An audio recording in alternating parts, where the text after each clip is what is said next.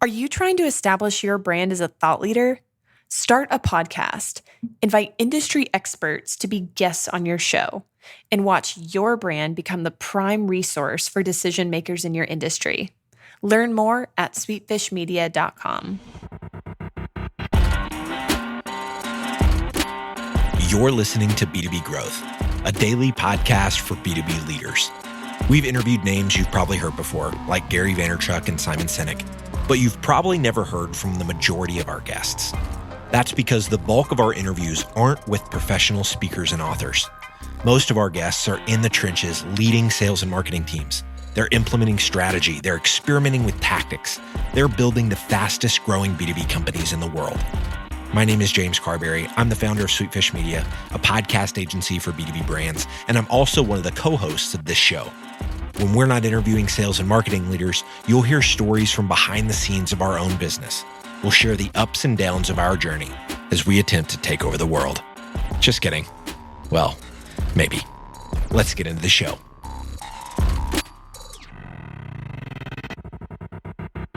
Hi there, and welcome to the B2B Growth Show.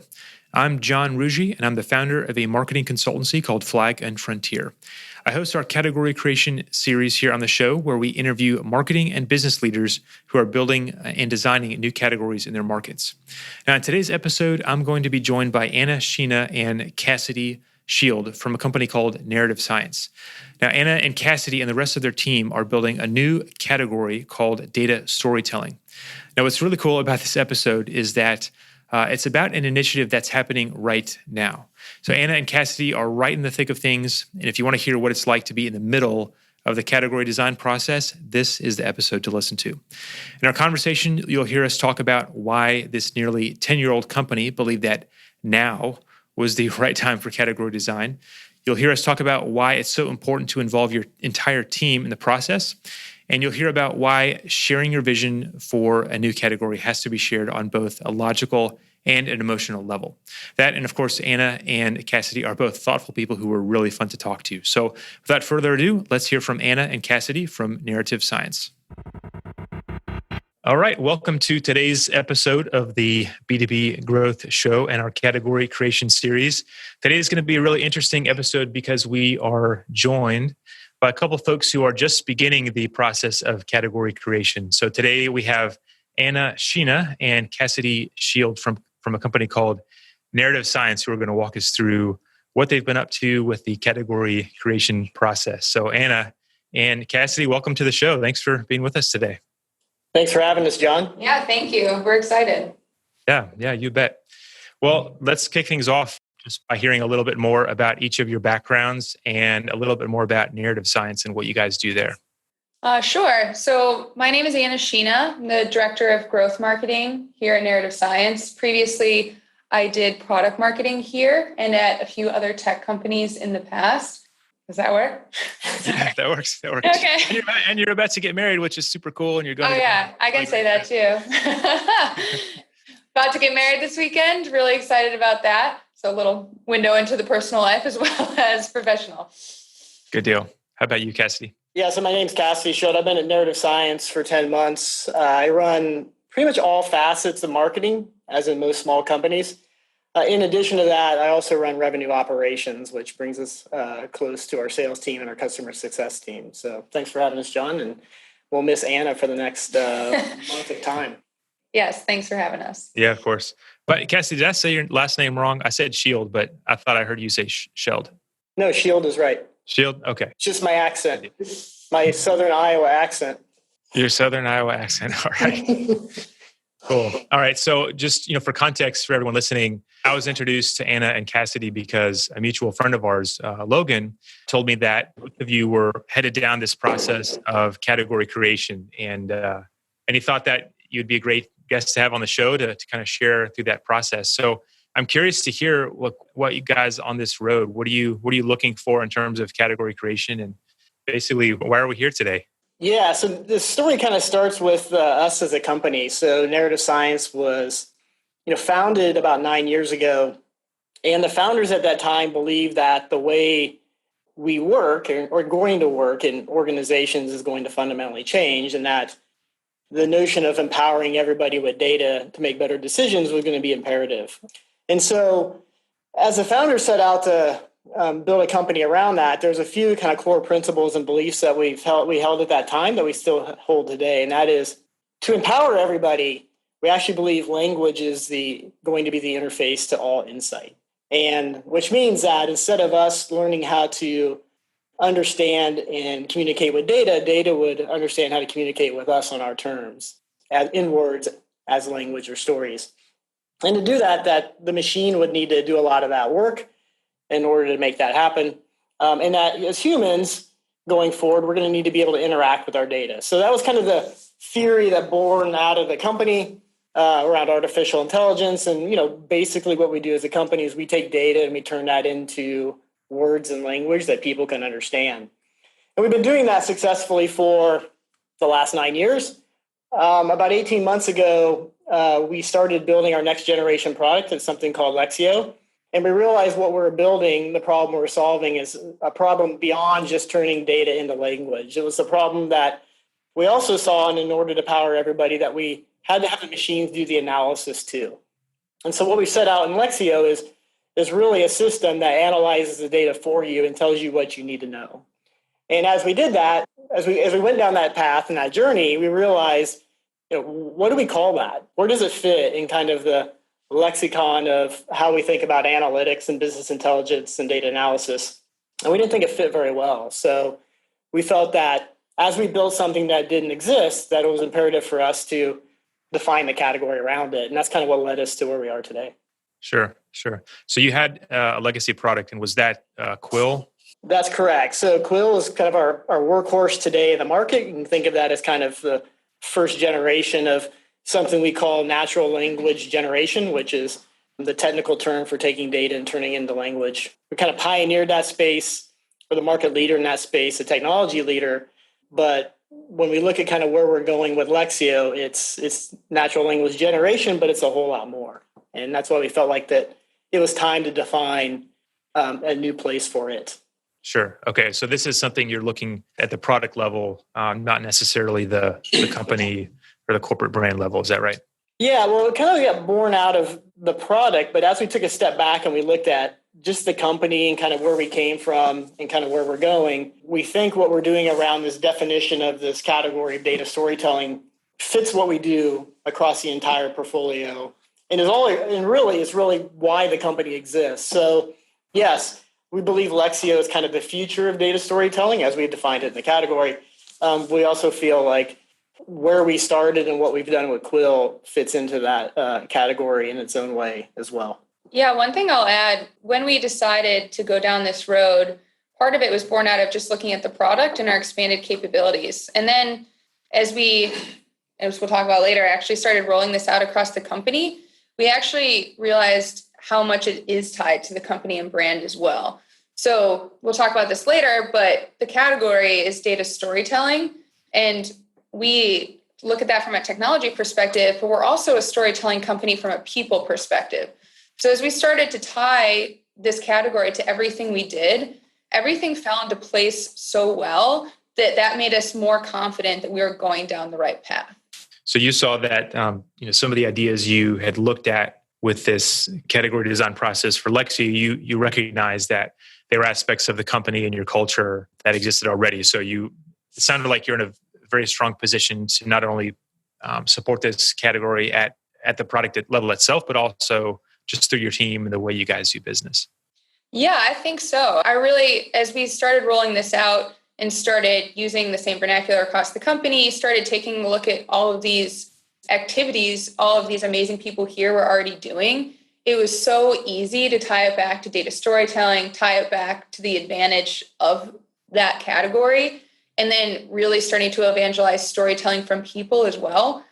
That I think that's played a huge part in why the company is so bought into what we're doing. It's the technology is amazing and innovative and new and no one else is doing it, but also the way we conduct business here is unusual. I mean, it's really amazing to watch people here be empowered through storytelling from systems and from people. So we've seen it embraced a lot more quickly than I would have anticipated. Yeah, and I would add to that maybe this is one of the lessons we've kind of taken away of the process. And that is, as you go down this path of defining a category and what you're going to call it and how you're going to frame it, we really found that it's imperative that the rest of the company bought into that, and it was natural for them, and that our people really saw themselves in what they do day to day as the category we're creating. So it ended up becoming as much of creating a new category as it was about the way we want to position the company and the vision we had, for what we do and for what our people do every day. So I think that as we go forward and we say, what do we learn from this process? That was one of the big takeaways. And as we get into talking about how does that roll out in the marketplace, our people are instrumental in making that happen. Yeah. I want to come back to that later because I've got a couple questions on, how you guys rolled this out or not just rolled it out, but worked with other teams to kind of go through this process.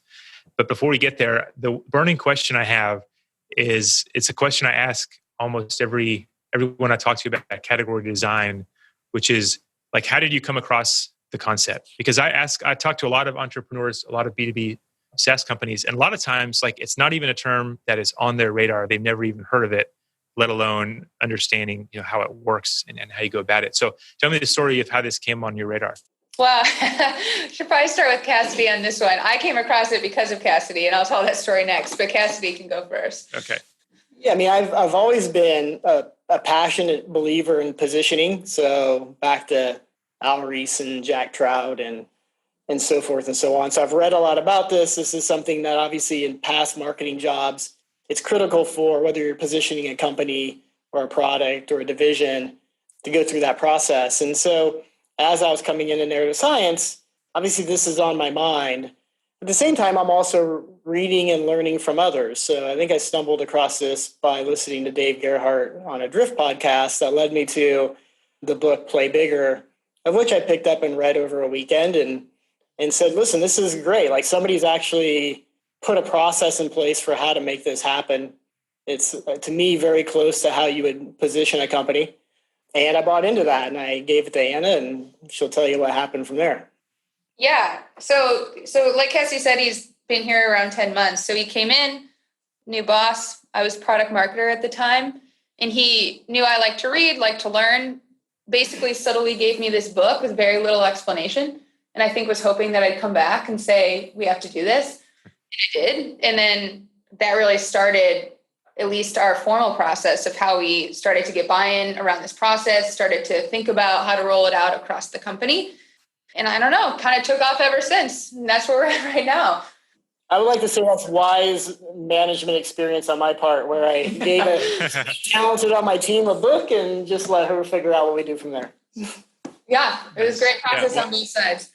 What's interesting about those old Al Reese and Jack Trout books is that I think one of the 22 immutable laws is, if you can't design a category you can be first in, then create a new category, which sounds really good, but then they don't really provide a lot of context beyond that. And if you read that book when it came out, you almost had to wait a couple decades until Play Bigger came out. And there was actually a real playbook for how you might go about that. So you guys mentioned you were the first kind of seeds in the company to have this idea come up, but it sounds like you've gone through a process of kind of getting the rest of your team on board.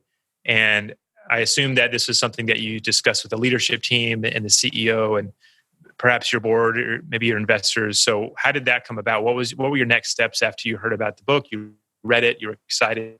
Where did you go from there? Yeah, certainly the place we were at and still are as a company, there's a lot of discussion about how we position the company and new product going forward. So I think the mindset for change was on the, within the entire executive leadership team. But as we know, like, these things need to start at the top. And that's really where we went from a socialization perspective. The person I work directly for is the president of the company, and then we have our CEO. So we really started with those two, socializing the concept.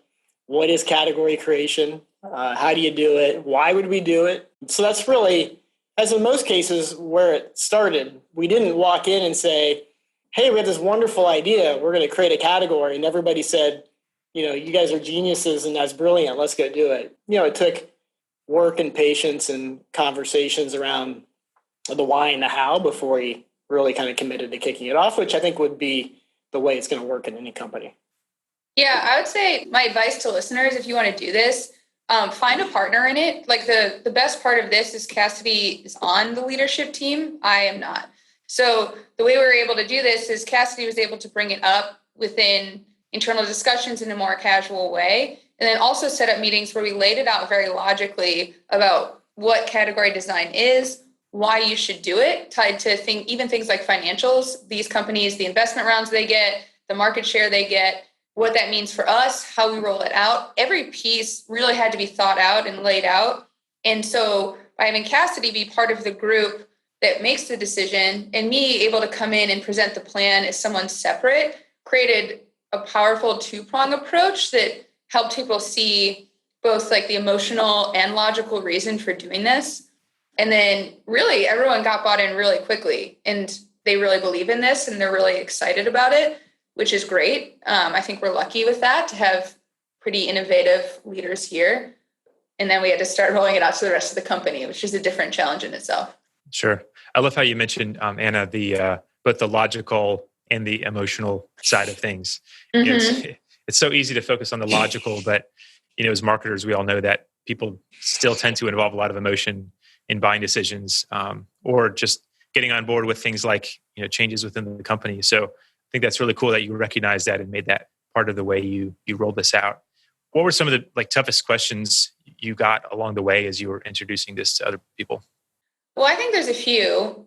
One was around our positioning in the past. So we, as Cassidy said, we were previously known as a natural language generation company. Technically, we still are. That technology, we're the leader in that. But then how that plays into the broader data storytelling story. So, and the reality is, our new product portfolio, as it expands, natural language generation is still a very important part of how data storytelling works. There's a lot of other underlying pieces as well. And then the question is just around, sounds cool. How do we do it? And I think that was really important to have at least loosely mapped before we even went to anybody. So they had faith that we had a plan to make it come to life across our company and then in the market as well. It's one thing for us to just stand on a mountain and declare we're data storytelling. It's another to get everybody here believing that for themselves and then other people in the market talking about it and wanting it within their company. And I would add, this is where studying how other companies have done this is helpful, where it's helpful reading something like Play Bigger, where at least there's a blueprint that when we outline it, it's just not Anna and Cassidy's blueprint. It's something that's been kind of tested over time with other companies. I think one of the big things early on was we know to make this successful, this isn't a marketing initiative. It's an initiative of the company. It needs to be led by the CEO. And our CEO, Stuart, was great at leaning in and committing that this is the path we're going to go down. And since it's been one of our biggest evangelists on the topic of data storytelling, both inside the company and out. So we're fortunate to have that, and that kind of set the tone with the rest of the leadership in the company by going down this path. Yeah, I'm so glad you said that, Cassidy. You answered a question I was preparing to ask you a little bit later on, which is whether you consider category design a marketing initiative or not. And I think there's some misperception out there that it's like a branding play or just something that the marketing team needs to run. But really, if you don't have a product that is developing something new that there's not an existing framework for, then you can't really just arbitrarily design a new category because it sounds cool or interesting or other companies have done it. You talked about Lexio earlier. If I missed this, forgive me, but did Lexio come first and then you recognized, hey, this is something completely new. We need to build a category in order for people to get what this is? Or did you say, hey, we need to pursue this idea of category creation? How can we evolve the product roadmap to support something that would qualify as a new category? So definitely the former. So Lexio was already being built. It had really been conceptualized for the past decade. So the people here, the engineers, the product team have always been amazing innovators within the language space. So turning data into stories, into language, and having software do that analysis and do that storytelling for you. So the product existed, and part of at least my light bulb in this area was when we were deciding what to call this product, how to talk about it to people outside of here. Like, how do you describe it? And at least I was having a really hard time describing it within the context of current software categories. We probably could have, but it wouldn't have done the product justice. It wouldn't have fully described what it does. So I found myself caveating any category I put it into. And so then when everything happened later with Cassidy seeding Play Bigger, that's when the light bulb went on for me that there's a reason it didn't work in any other category. It's because it really is its own from a technology perspective.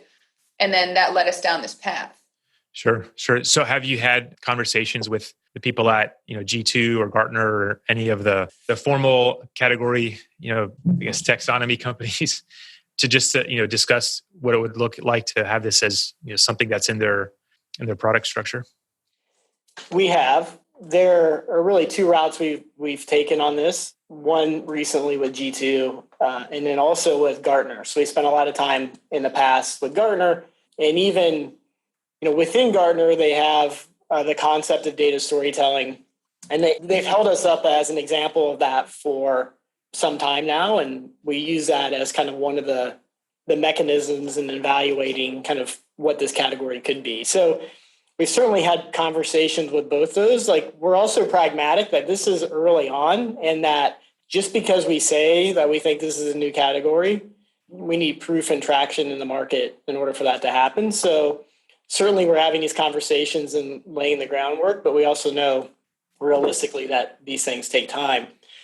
The other thing I would add to that, and maybe this is a controversial statement, and that is, I think those are important kind of mechanisms for validating the category, but I also don't think they're the end state. And really what we've defined here is a belief and kind of what we think the future is going to be in a vision and how to deliver on that, both technically and with our people. And I would say a category is as much about kind of your belief in your position of what you're doing. And the real factor is going to be how customers and future customers react to that, right? So when we explain this to existing customers and we start seeing them use this vernacular and how they describe what they're doing within their company, or we see this showing up in requirements documents, or we go explain it to future customers and they just get it and you see the light bulb go on, that's when we really know we're onto something, and that's what's most important to us. And I think the more we do that and the more success we see there, the G2s and the Gartners will follow. Yeah. I'm glad that you said that. It's like you need to come up with a narrative that works for you and describes where you're headed. And that reality exists whether or not someone else, puts a name for data storytelling in their official taxonomy. Now, if that happens, that's great. And that can kind of legitimize what you're doing, but it doesn't change the fact that you need to create a unique narrative and what you would define as a new category around that. Have you had a chance to, or maybe you're not far enough along yet, but have you had a chance to share this new category, this new narrative with some of your existing customers or some potential customers? And if so, what's been the reaction so far? We have. So both with our existing customers of narrative science over the past 10 years, and also with our current customers on our new product, Lexio. So especially with the customers of the new product, that is always how they've known this product. And it resonates really, really strongly for a few reasons. I think when you talk to these customers, why they bought this new product, why they're excited, a lot of it comes back to just getting time back and knowledge back to be better at their job. So when they look at data storytelling, the advantage to them of having the analysis done for them and explained to them, and then the impact that has on the jobs they have to do, whether that be we have people from marketing and sales operations using it, we have sales leadership using it, we have C-level executives using it, and they all deeply resonate with stories being told to them about what's going on in the business so they can get back to their day job and spending more time on strategy or on people or on, process improvement, wherever they choose to spend time when their skills are best used, that's where they're seeing the advantage of the product. And I think the concept of storytelling and data storytelling really is so human that people identify with it really strongly. What's great about it, even in our existing customer base for Quill, is our customer success and sales team, they just started adopting this phrasing and this definition from the start, because I think it really, for them, it felt like this really describes what narrative science has been about, what we're trying to do, and the solutions we provide today, as well as solutions we're going to provide in the future with Lexio. And we just had this perfect example where, I won't name the company, but it was a very large company, and they had their own user event, and the company's on stage talking about data storytelling. Mm-hmm. And when you hear that from the field, it puts a smile on your face, because you can feel the momentum picking up, that people really resonate with, as Anna put it very well, what this gives them within their company and within their teams. Yeah, that's great. That's great. Have you had to, it sounds like you got the category name pretty much locked down early on. Have you had to iterate on the underlying narrative, underlying message to support that? Or how's that process gone? Well, so we did debate a few names at first. So that was a process here that was actually interesting and fun. So this is very early, probably, 9 months ago, something like that. So part of that logic process that we talked about, so after we got buy-in on this notion of category design at all, the very next meeting where we laid out the logic was around, so what do we call it? And so we had a few different options, explained pros and cons of each. But when it came down to it, data storytelling is what the company has done for a decade and what we're going to continue to do. So we actually have a guy on our team who's worked here for the full 9 years. He's been on a bunch of different teams here. And he basically said, listen, I love it because it's the explanation of what we do. Everything we do here can tie back to that.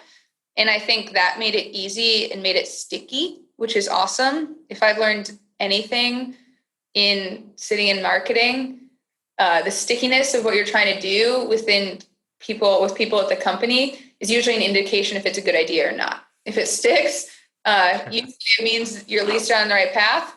And if you're having a hard time getting people to talk the way you want, or getting people to use a name that you've chosen, maybe it might be time to go back to the drawing board. So once we put it out to the company, and we had a pretty specific way of doing that I think resonated really well, it really took off, which is great.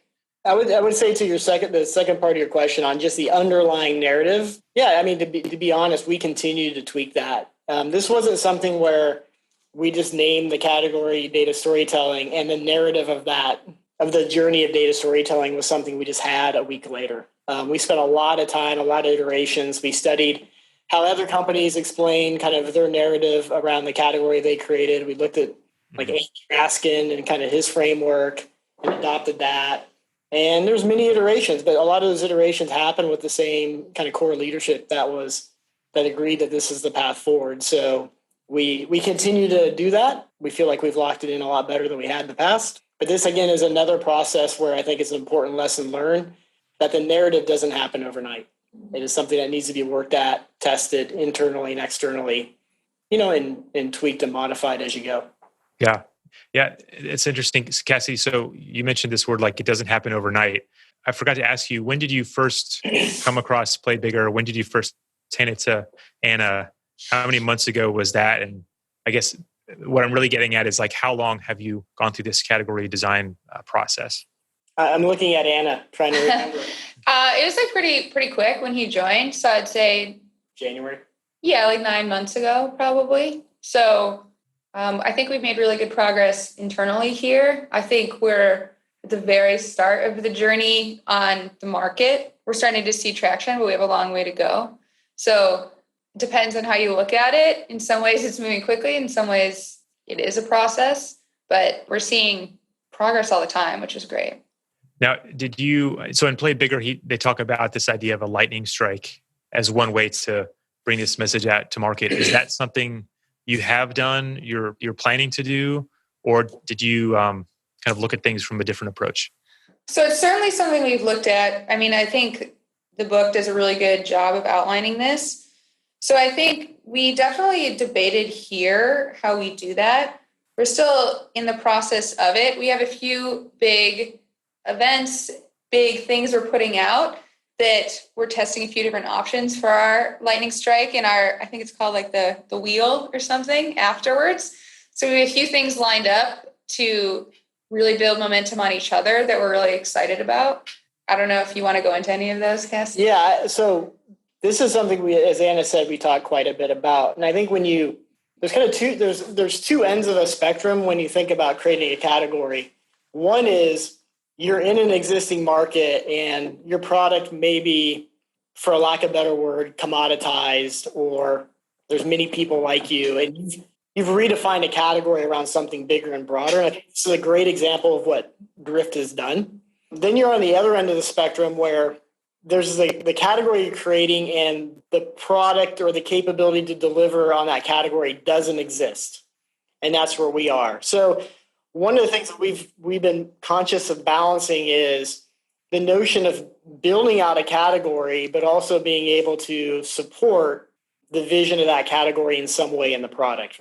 And so that what I'm getting at is that doesn't mean there's like one big lightning strike for us. Mm-hmm. It's a series of strikes to build momentum over time because we want to bring the category up along with kind of the ability to deliver on that in some way, if that makes any sense. Yeah. So you're saying you want to sell the dream, get people excited about the vision, but you also want to make sure that the product you're delivering, the product that you're building behind that can actually deliver on that vision, or at least indicate kind of how far you are or how close you are to that vision. So you're not getting too far ahead of yourselves. Exactly. Right? We want to be conscious about the spread between the vision and the reality. And we want to kind of manage those expectations carefully. Yeah, I think one of the biggest challenges for us and really anyone that's trying to create a category around a technology innovation, not just really like a repositioning at the company level, is balancing provocativeness with education. So we want to be provocative. We want people to look and notice. But as Cassidy said, it's something that's really never been done. So part of what we have to do is educate people on the fact that this is even possible, which inherently in itself is not super provocative. So we have to tie educational efforts on our end with provocative ones and kind of create this balance over time of making sure we do both of these things to the right people. So they understand the problem we're solving and this future we see, and then also understand what the technology can actually do for them, which has been a hard balance for us. Yeah. I've seen, so you mentioned Drift a couple of times, Cassidy, and Terminus is another example of this, but both of those are companies that have, of course, they've painted the vision, sold the dream around, conversational marketing and account-based marketing respectively. But then they've gone a little bit further and written actual books about more of the tactical side of what that category means, how those products work. And so to me, that seems like one approach where you kind of talk about the vision when, in your keynote speeches and your kind of top of the funnel content. But then when you're getting into showing people how this is a real thing, not just some nice idea that sounds interesting, there's this very like practical resource behind that. Have you guys looked into doing not maybe a book, but maybe something else just along the lines of like kind of practical education around what data storytelling actually means? We have, yes. I'll start this and I'll let Anna jump in. We've looked at both, and it's not a matter of if, it's a matter of when we would do something like that. But instead of starting with the practical, we started with what we believe the impact is. So we are working on a book. Anna is one of the co-authors. And what we're really explaining in that book is what storytelling means to humans and companies and how to empower your people. So I'll let her say a little bit more about that, but we felt like it's important for us to describe what we think the end state would look like versus how you get there. But go ahead, Anna.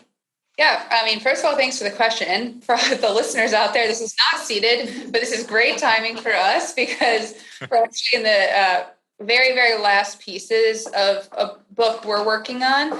And then we're thinking about iterating on the next one. So our next book will be very close to what you said. So outlining all things data storytelling within a technology perspective.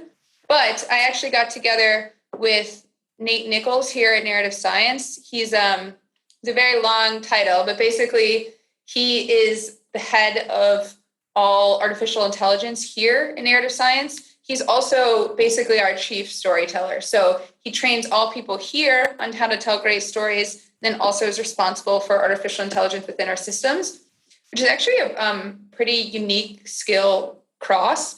So he and I talk a lot, and we basically decided what we're most passionate about is how to bring storytelling back into business, both from people and from technology. So the book we have coming out, hopefully ready for reading in the next month or so, is around that. So it's really for anybody that wants to get back to the humanity of business through storytelling. So whether that be learning to tell better stories, or how to bring storytelling into business, or how to use storytelling technology to get back to do what you do best. So great spot for a little plug for us. We're pumped about it. But the piece you were talking about around education of data storytelling from a technology perspective would be probably like an early 2020 effort for us. All right, good deal. And yes, I did not put any seeds out there that I was going to ask you about that. In fact, I was a little worried as I was asking you some of these questions if I was going to, ask you to divulge top secret stuff that you weren't ready to talk about yet. So I'm glad that you're so far ahead of all this and so willing to share. So as you guys go into end of 2019, 2020, and you continue to evangelize this category, how do you measure success? How do you know if you're doing the right things? Sure. So this is something we talk about a lot here at Narrative Science as well. So just like anything else, I think there's the logical and the emotional answer. So we take a look at all the traditional metrics, things like, growth within web traffic, obviously customers, mentions from companies like Gartner, reviews on G2. But then also something we're trying to figure out how to measure on the in the numerical way is just that feeling of traction. So we talk about it a lot. When you see it start to catch, it's something you just know. You can see it in people's eyes. You can see it in the way they respond to you. You can see it in the way they talk about the company. So we really keep a close eye on both of those things. And that's easy to do today as we're a relatively small company. A lot of the people here are very involved with our clients, very involved with our prospects. That'll be a challenge for us as we do grow to keep the eye on both the hard numbers, but also the humanity of things. Are people still identifying with who we are? Are they seeing themselves in what we do? So that's something we'll be exploring in early 2020 is as we scale, how do we make sure to keep that human element and tracking that about the category design traction, but also it's who we stand for as a company. We want to make sure that we keep that in mind even as we grow. I think Anna put that well. I'll just add, one of the things we keep a close eye on, as we talked earlier, is just how do our customers and future customers talk about this and really roll it out and leverage this across their company. Ultimately, the goal is to empower everyone. And so part of both the emotional and the quantitative side of this is that happening? And are we seeing our technology help our customers kind of deliver data storytelling to more people within their company? And all the impact of that. And I like what you said, Anna, too, about the whether people's eyes were lighting up as you talked about it. It reminded me of the guy you talked about a moment ago who's been with the company since the founding, like 9 years ago. And it seems like if you can get someone like that who's probably kind of very much in tune with where the company has been, if you can get them excited about this new idea, this new concept, new phrasing, it's hard to quantify that, but you can see that kind of emotional response. Like it sounds like he felt really good about it and was very supportive of that. And that's a great early indicator that you're on the right track. Yes, definitely. Cool. All right. Well, we're almost out of time, but I want to ask you guys one final question before we go. If you could go back, I guess it would be 9 months ago when you first started the process. Is there anything that you would do differently if you had to do it all over again? I didn't give you any heads up on that one. So no, I know. It's a tough question to end on. Just thinking about it, I think my honest answer is no. I don't think I would do anything differently. I think one of the biggest things for me, once we did obviously get our leadership team on board and excited, is involving the company really early and consistently. I think that took more effort on our part, but it's not something I would change because data storytelling coming to life is every single person here, every single one of our customers. That's something we're really passionate about. So I think overall, I wouldn't change much. It's been a crazy ride, but it's been really fun. And I think it's just going to get crazier and more fun. So excited for what's to come. I would add one thing that's not what we would change, but maybe advice going forward. And I feel like the process we went through is immensely valuable for any company, regardless if you're creating a category or not. So, we came out of this process and I feel like we've already won because we've really defined kind of the vision and North Star of our company truly and where we want to go. And we have everybody in the company kind of rallied behind that and participating. And every company needs that, whether you're creating a category or not. And we didn't set out with that being the mission, but that was definitely a side outcome of that. So I don't think this is as much about, yes, there's a question of, am I creating a new category or not? But the process we went through, I think, is something every company should go through to make sure that they're crystal clear about why they exist and where they're going and the impact their people have on that journey.